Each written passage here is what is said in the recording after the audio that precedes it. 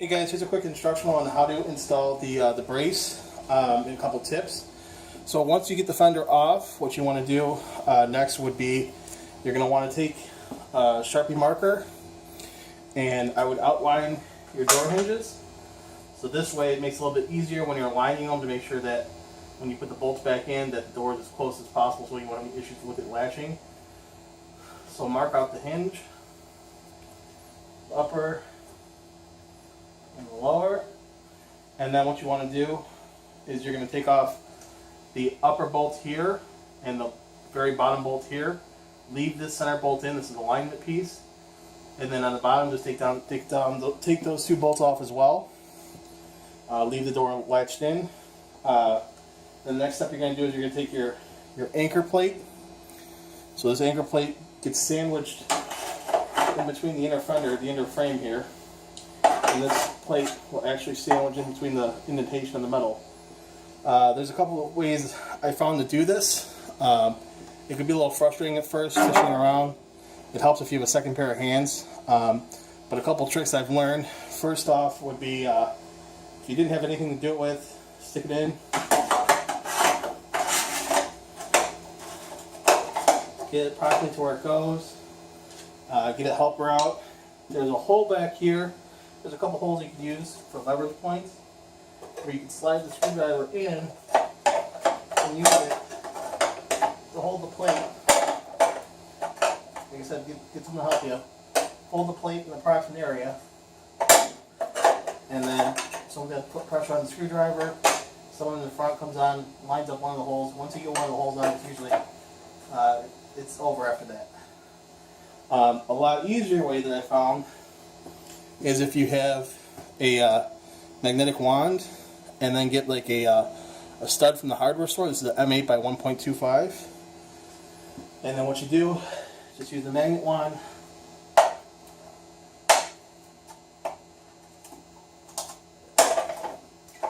pull up on the plate, thread it in.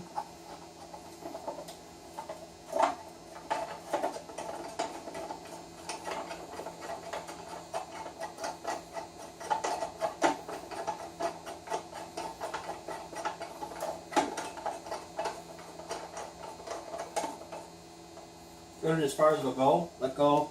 The bolt is holding it in place. At this point in time, what you can do is you take your brace.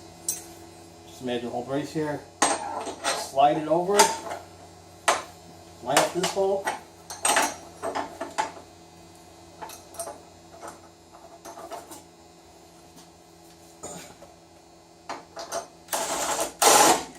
Bang that hole down.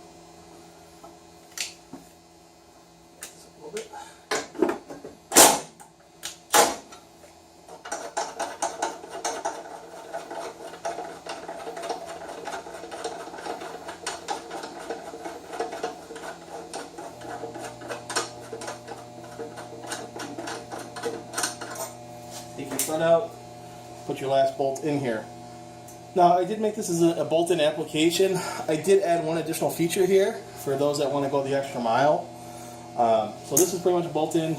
It's sandwiched between the metal, so and it's also the metal stamp, so this really doesn't have anywhere to move. But if you wanted to go a little bit further, there's two little pilot holes here. And what you can do, once you have the plate bolted in, what you can do is take a sheet metal screw,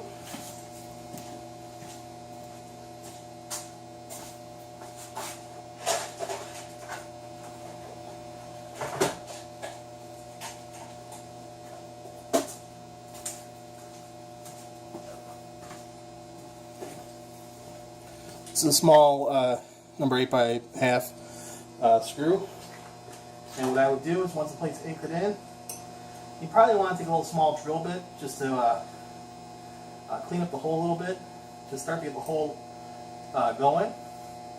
You can screw this in, screw these in, make sure they're tight, back them out,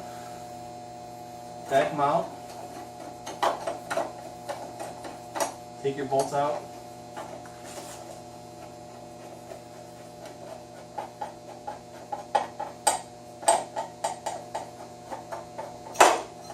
What will be left is there will be two holes here and here, and it will and you want to make sure you go through this plate all the way as well. And then what you can do is you can screw the sheet metal screw in, put your plate, you're going to pull your plate back up, locate it in place, use the sheet metal screw, go through your guided hole, screw it into your plate, make sure there's no movement of the plate, and then you could, if you want to, go ahead and put some weld around here, here, here, here, and then the plate will be permanently welded in. And then once you get the weld in, grind it nice and flush, and that would make the plate one with the car permanently. So that's an additional option I've added into the design. I haven't done it yet, but will. Once we get to the closer final steps, we'll probably do it on my other car. Thanks, guys. Bye.